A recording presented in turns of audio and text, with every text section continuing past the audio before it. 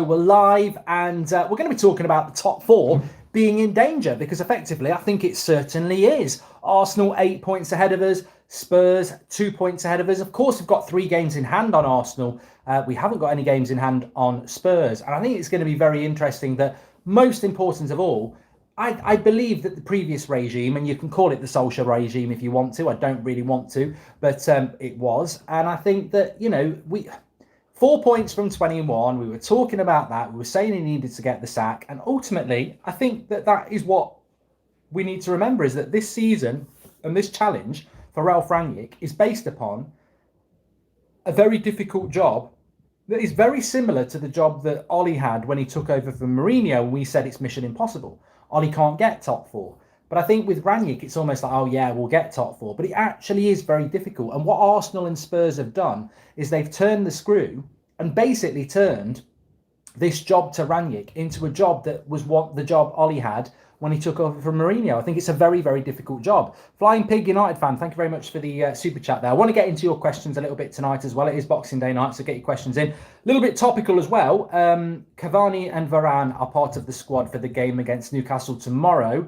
And as of now, 8 p.m. on Boxing Day UK, we have no talk of any COVID infections for Newcastle. We know we've got a massive squad, so Manchester United can definitely play this game tomorrow night.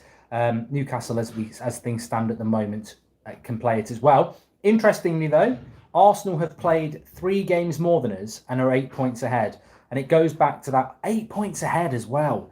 3 games in hand, 8 points ahead. It does go back to that situation that we've spoken about before, where points on the table, I think, are more important than games in hand. And they have just had their game on Tuesday lunchtime postponed because of COVID in the Wolves squad. We're playing Wolves a week today, so I don't think Wolves will be playing now until they play us a week today. So Arsenal will lose a game, which is good if we get to play Burnley on Thursday, Newcastle tomorrow, and Wolves next week. We can make a game up on Arsenal, but of course, obviously, we've got to win those games. So it is interesting. I did find myself sat there today in the pub this afternoon thinking this challenge for top 4 is really difficult. I mean, look, it's disappointing to see Manchester City winning games of football. Of course it is, but it was disappointing, more importantly, to see Spurs winning against Palace, who have been quite good this season, but ultimately have lost their form. You can't do anything about other team consistency, says Nigel Farage. You can't. I think a lot of people like yourself are probably just saying, well, it's in our hands, which it is. But I do think it's going to be very difficult for us to get top 4. I think we've always had this. I saw somebody on social media saying it earlier on. We've gone from a team that thought we were going to win it, be in a title race at the start of the season, into a team that is now very much in a race for top 4, and we should still get it. We should still get top 4, but it won't be. It's not going to be easy to do. It's not going to be easy by any stretch of the imagination, because Arsenal and Spurs are 2 points ahead of us. They are 2 points ahead of us, and they've got no Europe.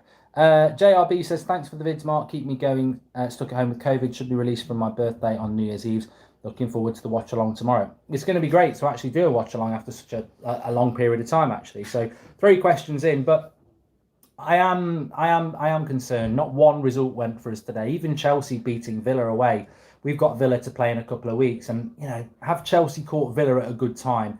Gerrard not able to manage them because he's got COVID, and they beat them 3-1, and we're playing him a couple of times in the FA Cup and in the league in a couple of weeks' time. And I don't think Villa are an easy team, and I'd like Chelsea to win the league over Man City or Liverpool, but I don't think that's going to happen. But so therefore, I would like Chelsea to get pulled down into the challenge that we've got, but I don't think that's going to happen, is it? I don't think Chelsea are going to get pulled down, and effectively in this race for top 4, I see some United fans being quite realistic, and I'm interested to see what you do. Scooby-Doo! But I'm interested also by these fans that think it's going to be quite straightforward to get top 4. I don't think it is. I don't think it is going to be straightforward to get top 4, but some people think it will be. Arsenal are 8 points ahead of us. That's a lot of points. And people will go 3 games in hand. Spurs are 2 points ahead of us, and they've played the same amount of games. And my concern is that Spurs are massively better under Conte than they were a few weeks ago. Arsenal are improving. And neither of them have got Europe, and neither of them have got a massive amount of games in hand. Well, Spurs have a little bit. This is what we get for hanging on to Ollie too long. It's going to cost us top four, especially if we don't get a DM, says the real G.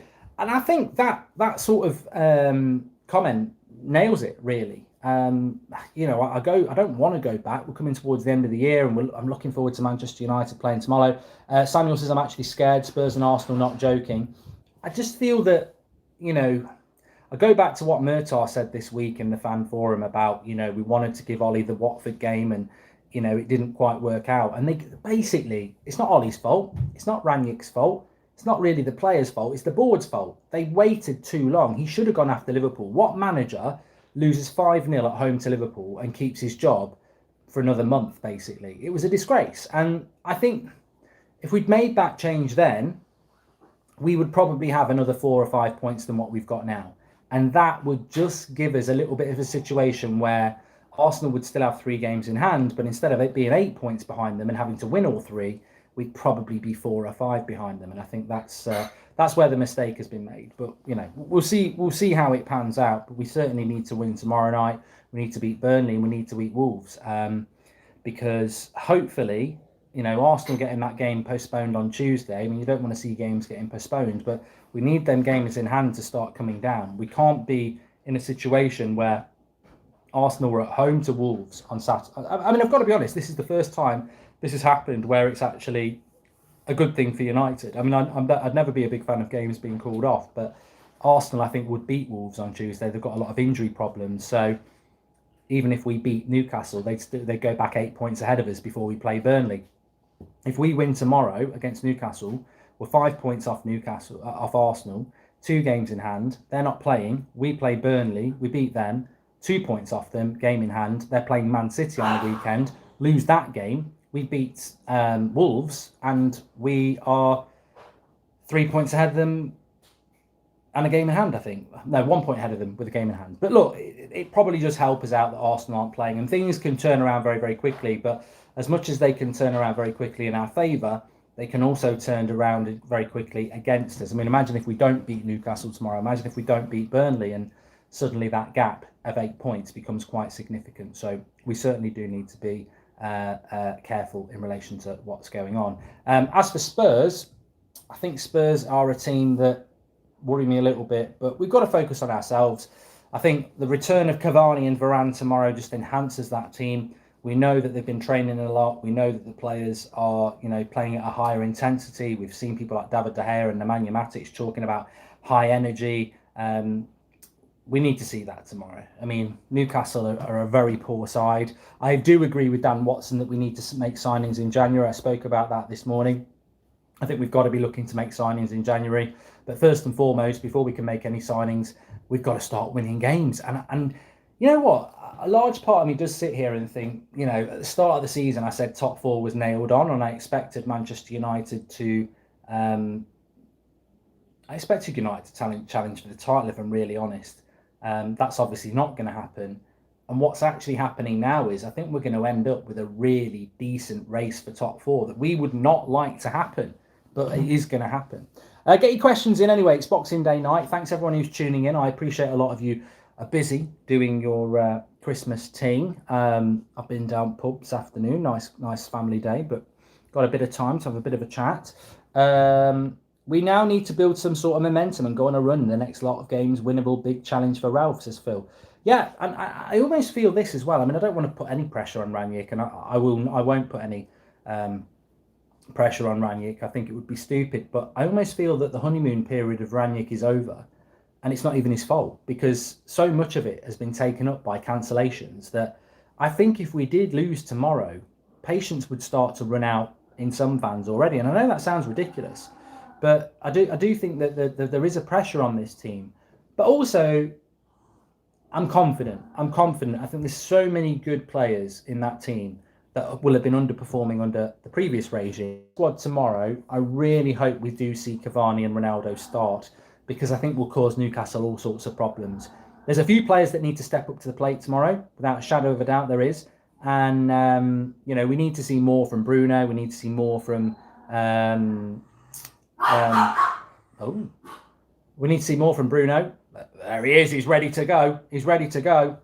Ash says no questions. Don't know what you're talking about. But yeah, throw some questions in. But we need to see more from Bruno, and I'd love to see Cavani and Ronaldo up front tomorrow. I really think I do think that Rashford probably doesn't justify a start ahead of such an important game, but it wouldn't surprise me if he did. Cavani should rest for Burnley, in my opinion, says Lewis Lee. Does anyone know why the Liverpool game got postponed? Leeds don't have enough players, basically, hipster. So that's basically what happened there. Wolves against Arsenal. If you're tuning in a little bit late, Wolves against Arsenal has been postponed because of the Wolves problem. I think this is good news for United. It's bad news for the game. I never want to see games being cancelled, but from a United point of view, as you're aware, I'll be back in a minute. As you're aware, Arsenal 3 games ahead of Manchester United, 8 points ahead of Manchester United, 3 games in hand, but they will not.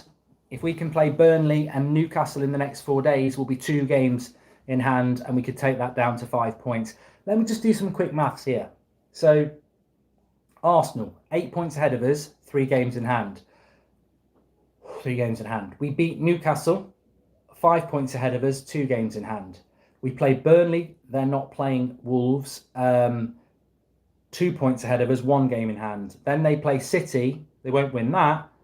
We beat Wolves, with 1 point ahead of them with a game in hand. So this, we could be sat here basically in a week's time. Is Zayn Miassi showing off?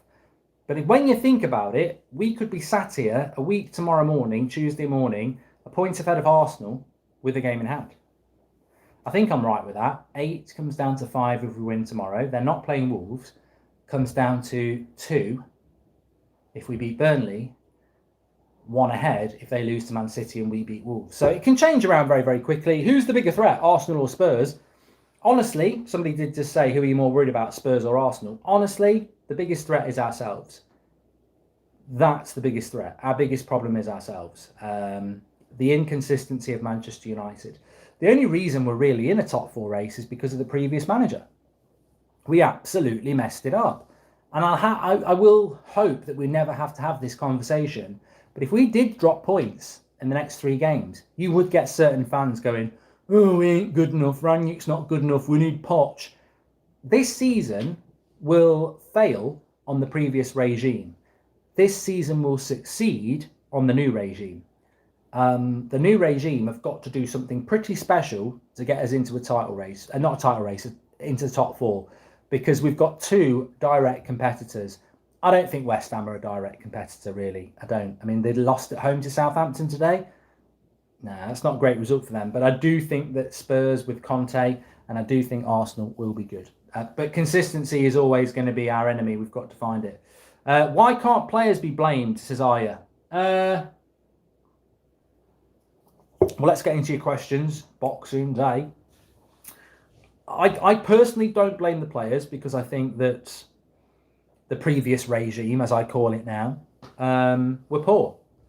Let's be honest, it's Christmas time. They were crap. And I think that the players really have to be given an opportunity under the new manager. Andrew Chow says, I'm worried, pal. Arsenal spanked Norwich where we struggled. Spurs have Conte. Yes, we got game in hands, but no guarantees we win them. Both of them, no Europe and all momentum with them. Andrew, I think you've just made the best point of the night. Best point of the night. I think it is the best point of the night because I think that there are some United fans who are just very much like, we win the games in hand, we're back in it. But even if we win the games in hand, we're only a point ahead of Arsenal. And if Spurs win their games in hand, they'll be 2 points ahead of us anyway. I think today the penny dropped with me that Spurs and Arsenal are a real big threat for 4th place. They shouldn't be, but they are.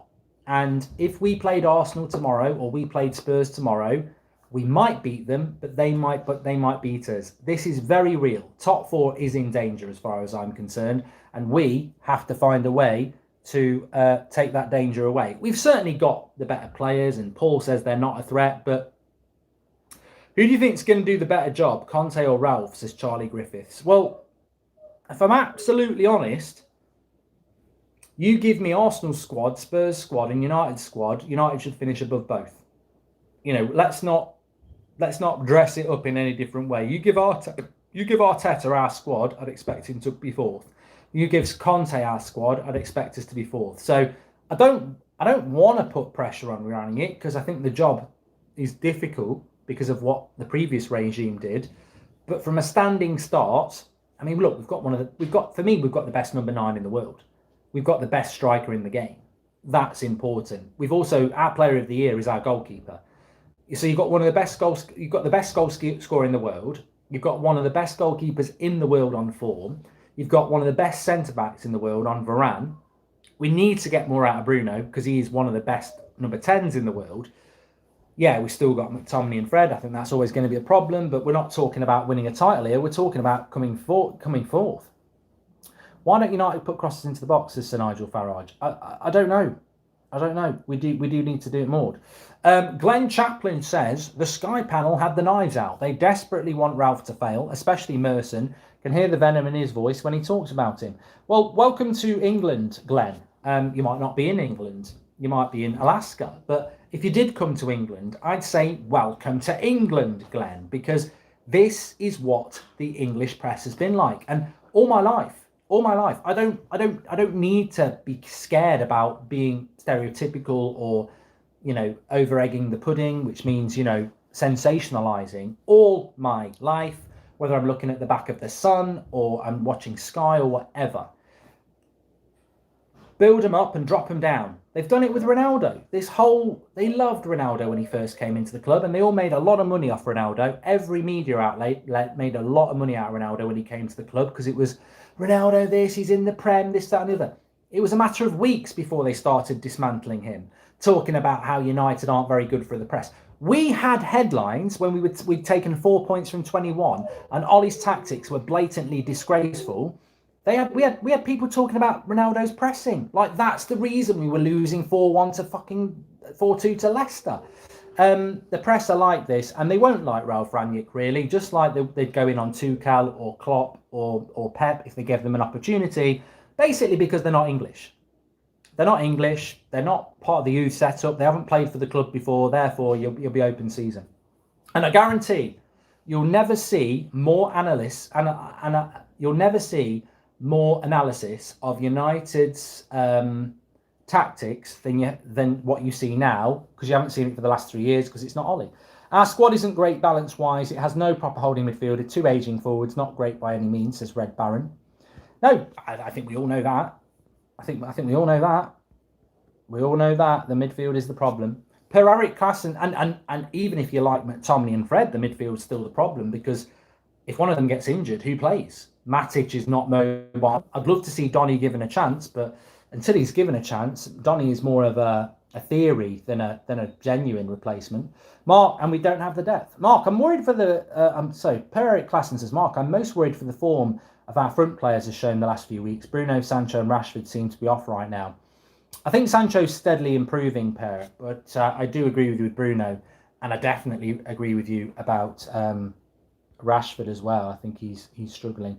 Apparently Zane said something, which here it is. Zane says Saka is the best player in the world, years ahead of Greenwood. What do you have to say to that, Mr. Goldbridge? We will get third, have some cigars and smoke on that. Well, Zane,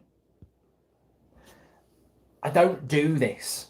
I think it's a very Arsenal thing to do, where they go, Martinelli's better than Greenwood, Saka's better than Greenwood, Smith Rowe's better than Bruno, Ben White's better than Varane. And I don't need to respond to it because they answer themselves. I say Ben White's better than Varane, and I know it's a load of shite. So I also don't think it helps either team. I mean, ultimately, Saka might be better than Greenwood, but if we finish above them, I couldn't give a shit. That's basically where I'm at. Maybe Saka is better than Greenwood. I don't think that's the truth, but maybe he is. But as long as United finish in fourth, I don't care whether Saka's better than Greenwood. I care about Manchester United. I don't live up the arse of individual football players. For me, they're just pawns in a game of chess. Like, they do their thing. They might be the match winner. They might be our best player. But it's Manchester United that on the side of Old Trafford. It's not Mason Greenwood. It's not Marcus Rashford. It's not Harry Maguire. So at the end of the day, make your money while you're there. Do what you need to do with your social medias. Get your clothing line out. Do what you want in the 15 years max that you'll be at the club. But Manchester United will continue. So I don't really care about this player is better than that player. Apart from, sometimes you can have a bit of an interesting debate, but all I care about is Manchester United. And Manchester United finishing above Arsenal, I wouldn't care if our survey said who's the better player, Greenwood or Saka. And bing, top answer, 99, Greenwood. It doesn't matter. It matters about finishing ahead of Arsenal and ahead of Spurs. But as I said, you know what? I think with that Arsenal-Wolves game being cancelled on Tuesday, this is what I mean about postponements and games in hand. I don't want the games in hand. I want the points. We are 8 points behind Arsenal and they've got 3 games in hand. We win tomorrow, we're 5 points behind Arsenal with 2 games in hand. Their game against Wolves has been postponed. We beat Burnley, we're 2 points behind them with a game in hand. They lose to City on Saturday, we beat Wolves on Monday, we're 1 point ahead of them with a game in hand. So Arsenal fans can sit there 8 points ahead of us, but if we win our next 3 games and they don't beat City, we're ahead of them. So it can change really, really quickly. And that is why I don't like all these games in hand. Would finishing 4th be a great achievement, Mark, says Sir Nigel Farage? Not really. Not really. It wouldn't. I think that the dog's not very happy. Arsenal fan. I think that 4th place is never good enough for Manchester United. But unfortunately, we have to be pragmatic and look at the situation. And the situation is the reset happened before the Palace game. The reset happened when the title was gone. The reset happened at a time where, a bit like Tuchel a year ago, he comes into Chelsea. The best Thomas Tuchel could do this time last year, or a little bit later when he took over from Chelsea, couldn't win the league. That was impossible. Top 4 was a challenge. Champions League looked unrealistic. He got top 4, he won the Champions League. So from a United point of view, Rangnick comes in. He can't be judged on finishing 4th. 4th would be a decent result from where he is. Let's see what we can do in the 2 cup competitions. But, 4th place for Manchester United isn't good enough, but largely comes down to the board. I think the board made the big...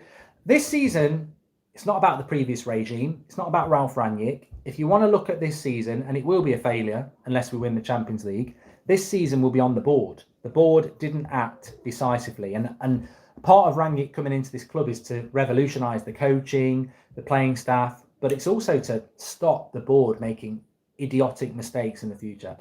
CM says, ask Klopp and Tuchel, would they swap squads with United? I bet they both say yes. Our fans have been blindsided by Ollie's tactics. Well, I'm not sure Tuchel would swap. I think Chelsea have got a very good squad and a very balanced squad. I'm not sure Klopp would swap because he's built that squad. But I do think you make a valid point in the sense that we've got a very good squad. And the interesting thing is what a proper coach can do. And I do agree with Antonio. He said they wouldn't swap. I don't think Klopp would swap and I don't think Tuchel would swap. But I do think we've got a very good squad. And it's going to be interesting to see what we can do with a proper coach. Tuchel wouldn't have won the Champions League without Kante, says AJ Man. Irrelevant. Because he did have Kante. So, but I think you can, it's almost a game of scales really. United could get top 4 based on the squad, or it could fall apart because actually we're very inconsistent. This squad still lost 4-1 to Watford. This squad still struggled away to Norwich 2 weeks ago. Arsenal have destructed them today. Finishing 4th be a good season from where we are, says Nigel Farage. I mean, look, I think 3rd place would be massive from this point. I think 4th place is the ceiling without a shadow. Not sure if we can win 3 games in hand. I think the problem we have United at the moment is that we look at that game against Norwich and we go, that was shit. And we transfer that because we've not had a game for 2 weeks and we go, oh, way up. That's difficult for us to go and win 3 games in a row. But we might see a very different Manchester United tomorrow. Andrew Chow says, Mark, good for us that Arsenal Wolves game's postponed. However, the next game is City at home and they could get something as City got a game in between. Says Andrew Chow. I'd be very surprised if they got something against Man City, to be honest with you. Can I have a iPad? Look at what I'm doing. I don't have a iPad. Come here. Ugh! That's me on my show. You're on it. I watch it too. I Right. got an iPad. He wants to go on the iPad. Where is it? I don't know. You're addicted to technology. I haven't got it. Said because of me. I was. To aspire at top four, we need to win easy matches convincingly. We struggled to beat Norwich. So simple chess indeed. Well, I do agree with that. But the Norwich game, in a sense, could be perfect for us because it could also be an indication of a little bit of a slip before momentum. And I would like to see some momentum kicking in. But, you know, I think consistency has always been the issue, hasn't it? So we'll have to wait and see tomorrow. I think that, as I said before in the preview, the problem with Newcastle is that Norwich couldn't hit the ocean from a boat. They're toothless statistically, not just because of the one game against us, but they're statistically very poor at scoring goals. Newcastle can score goals. They concede a lot of goals. I'd be very surprised tomorrow if there's less than 3 goals in the game. I think there'll be more than 3 goals. United are due a 4-0 win against some team, Mark, says Sir Nigel Farage. And I hope tomorrow is that. I think if we played like we did against Crystal Palace in that first half an hour, we would hope to be scoring 3 or 4 goals against Newcastle. Sean from Ireland says, well, he's not the Milkmans. Okay. And, okay. Shafrin Vancer says, people talk about Martial and Cavani leaving, but no top 4, and Ronaldo is gone. Once again, the board has backed themselves into a corner. And Mark, United should take notes from Bayern and how to run a club, says Nature Videos. And can Manchester United win the Champions League? Says Froggy Plays. I think it's so it doesn't matter. If I said yes, we can, and then someone clips it up and everyone goes, oh, you knew. I don't know. I don't know whether we can win the league. The Champions League, because I think a lot of people look at the Chelsea situation. They see a German manager going into a difficult situation and think, quite rightly, why could Man United not win as the league? Why could Man United not win the Champions League? But one of you's already said it, and most of you have already thought it. Please smash a like on the video, by the way. The real issue is balance of the squad. Lots of people love football, but people love things in a different way. Some people love football and they enjoy it. Some people analyse it, obsess about it, and I suppose have a deeper understanding. You compare Tuchel going to Chelsea a year ago with Rangnick coming to Man United now. I look at that Chelsea squad a year ago and I say that squad was balanced. I look at United, I don't feel it's balanced. At Real Reds Talk on Instagram are a great account, would love a shout out, says Ross Wilders, really good. At Real Reds Talk, there you go. So I think it'd be very difficult. I mean, look, you see Man City today, they're 4-0 up against Leicester after a few minutes. You watch Liverpool this season, they look very good. I mean, look, I think we can give Chelsea a game. We can give Chelsea a game, but it's like Nature Video says, chances of winning the FA Cup. The problem you've got in winning the FA Cup or the Champions League is that somewhere along the way, you're going to have to beat Liverpool or Man City. In Europe, you're going to have, you might have to beat Bayern Munich as well. So we're not Benfica. You know, we're not playing in a Portuguese league where we're the best team and we can win domestically. The best teams in Europe are in the Premier League. So it's not impossible for United to win the Champions League, but I would give us probably a 25% chance. I wouldn't go any higher than that. In the FA Cup, because teams put weaker teams out and there are, you know, there's no Bayern Munich or PSG or anyone in like that, I'd say we've probably got a 35% chance. But, you know, we've got a difficult game in the FA Cup straight away, Villa. So, you know, but yeah, certainly looking at the difference between Chelsea, you know, and Chelsea were in a bad position when Tuchel took over. I think the big difference is that Tuchel took over a team that was massively underperforming. There is a similarity there with Man United and Rangnick, but they had more balance. Even a year ago, they had Kovacic, Kante, Jorginho. So they've got the better balance. Did you see Odegaard today? He's ahead of Bruno and will be ahead of De Bruyne. Buy of the season, almost Benzema. Sterling incoming this summer. Summer blockbuster, says Zane. Well, in fact, Zane, the thing that makes me laugh about you, Zane, is that you've been Arteta out when I've said give him time. So you're preaching to me, and I'm basically saying, where you at, man? Because you told me Arteta out, and I said give him time. And now you're telling me watch us grow. And I'm going, well, I sort of predicted this would happen. If you give Arteta the funds that Ollie's had, and he does bring in players like Sterling's or Benzema, which I think is unlikely, but if he did, it's only the equivalent of Ollie being given a Varane or a Ronaldo. So I do think that, Arsenal do look like they're going quite well. I don't play a high line against Norwich like Palace, says Sir Nigel Farage. And also on top of that, I think that Odegaard is a good player. He was always touted to be a good player. I can't remember the game I watched with Arsenal. I thought he was fantastic. He was man of the match. I think it was the West Ham game. So I didn't watch Arsenal today. Tuchel is rightfully fuming at the lack of 5 subs. I don't understand why the Premier League aren't making this change. Our players aren't safe, says African. I don't know. I don't know why. And I do think City will wipe the floor with Arsenal on Saturday, by the way. I'm going to do a watch-along on That's Football of that, but I think they do. And I don't know why they haven't got 5 substitutes in the Premier League at the moment. It really should be happening. But yeah, look, I've got nothing against Zane.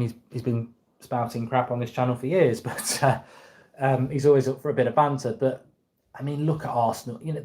There are some fantastic Arsenal fans out there. There really are. But obviously I do That's Football. And I enjoy doing That's Football because you get to watch a lot of teams that are not Manchester United, because if it's United, I would do it on the United stand. But the thing that makes me laugh about Arsenal fans is that I'll sit there going, I can sort of see what Arteta's trying to do. He's made some brave decisions. He's trying to build out. They're starting to play in a system that's very different to the one that he did at the start. But you get gobby Arsenal fans who are like, get him out. I know best. Get him out. They're suddenly in a good position and they're going, yeah, you want some United fans? Do you want some? And you're like, oh, I don't really want some with you because I think you've gobbed off about this not being the right man, and suddenly he's proved you wrong. So now you want some, and it's like, well, maybe have a bit of respect and understand what's going on at your club before you start gobbing off, because that's all Arsenal fans ever want to do. Certain Arsenal fans is gob off at rival fans. But look, as I said, and I think Sir Nigel Farage said it at the start,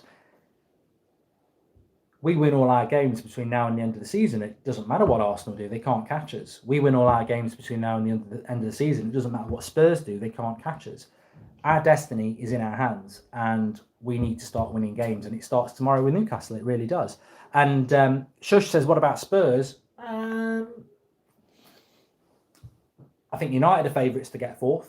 I think Arsenal are second favourites to get 4th, and I think Spurs are third favourites to get 4th. I mean, West Ham have done a great job. I don't think they're going to be in the race. I really don't.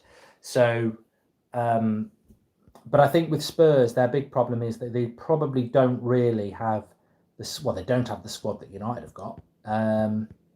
Do Arsenal have the squad though? If Arsenal lost an Odegaard or a centre-back, they'd probably be in problems themselves. But the fact that they're not in Europe is a big advantage to Spurs and Arsenal, without a shadow of a doubt. Abomination says, so we're fighting for the 4th position halfway through the league. Yeah, we are, mate. 100%. 100% that's what we're doing. We're fighting for 4th halfway through the season. And whose fault is that? The board and the previous regime. You can't blame Rangnick. He's inherited a situation where we're fighting for 4th.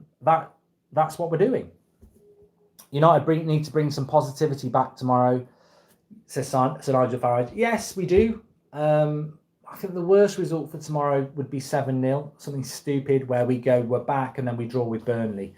We've just got to be consistent.